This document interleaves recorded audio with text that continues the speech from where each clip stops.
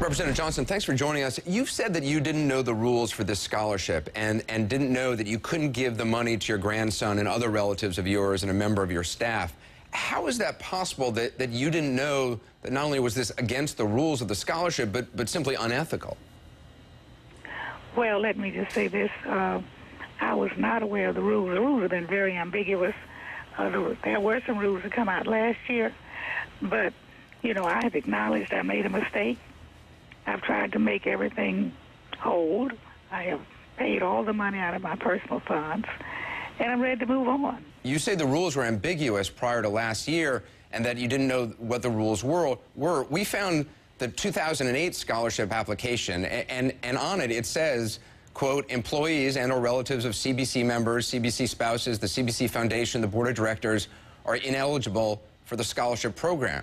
We also went back and found the 2006 guidelines from 4 years ago, and it says the exact same thing. Employees and or relatives of CBC members, CBC spouses, CBC Foundation, Board of Directors are ineligible for the scholarship program. That seems not ambiguous. I didn't realize they were even in print, as I indicated. I don't have any reason not to tell the truth. I did not know they were in print. But you say you didn't know it was print, but clearly members of your staff knew that those were printed in the rules, because when your grandsons and grandnephews and the members of the family members of your staff who got this money for several years in a row, every time they sent in an application, they had to promise that they weren't a relative of you or anyone connected with the CBC. So people on your staff... I admit I made a mistake. I did not realize that. I didn't but the point is that people on your staff knew the rules. So have you looked into who on your staff knew the rules? Anderson, I've acknowledged that I was negligent. I've acknowledged that I made a mistake. When it was called to my attention, I tried to correct it. I know you want to make a scandal out of this, but I can't help you.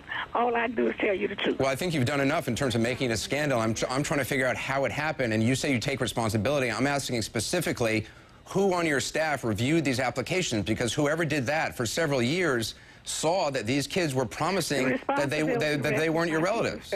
What? My chief of staff had the responsibility. I can't tell you always did, because to be quite honest with you, I work pretty hard. We have a lot to do, and it really has not gotten all of my attention, I regret to say. It's a minor part of what we do on a daily basis. It does seem, though, to screen... to you that I was negligent. I made a mistake. I've tried to right it, and that's all I can do. Because it does seem to strain credibility to say that you, as a public official, didn't understand that it just ethically, whether or not you read the rules, that ethically there would be a problem with giving money to your grandsons for several years when there were other kids out there who could have gotten that money. Other kids who weren't, by the way, your grandkids weren't even living in your district or going to school in your district. How do you want me to answer that? How can you, I guess my question is, as a public official, how do you know that that's not ethically right? Say what? As a public official who's been in Congress for a long time, how do you know that that is not ethically right? Whether or not you've read the rules, just basic ethics. Years, and you're talking about the last 3 or 4 years. Well, I'm talking about 5 years that you've been doing this that we know about. Well, the only thing I can tell you is what I've said, and I'll keep repeating it. I made a mistake. So, but you never understood, you never heard that ethically there might be a problem with awarding money? I did not hear it, no.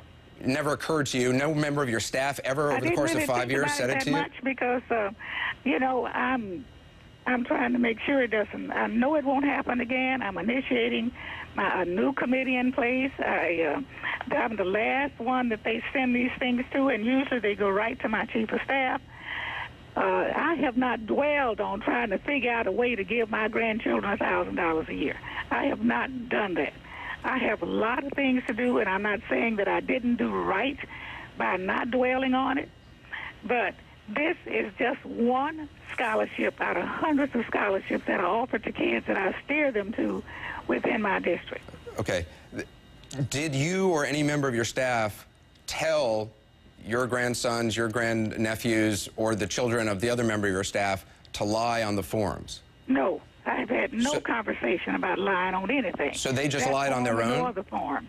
Did they just lie on their own, or were they coached by members of your staff? I don't consider them having lied. Well, they said they weren't your relatives. They've even seen those forms. Well, they signed those forms. They said as part of the application process, they got essays. They had to. Well, you've seen more than I have, Anderson. You haven't looked into this at all. I don't have the forms. The records. The records are missing from my office. The records are missing from your office? Yes, we've looked for them. They're not there, and. But well, the Congressional Black Caucus Foundation has to correct the mistake. Right. The Congressional Black Caucus Foundation has told us. We had them on the other night. They told us that yes, each of your relatives said they were not your relative on the form. They signed off that everything was true in their application. I'm sorry that happened. I'm not even aware of it, and I know that my grandkids didn't do this intentionally. I don't even know if they've seen the forms, because I hadn't seen the forms until this year. Well, they signed the forms, so they. You that I have repaid all of the money. I'm not blaming anybody but myself. I'm taking full responsibility, and I'm going to move forward. Well, Representative Johnson, I appreciate your time. Thank you very much. Thank you very much.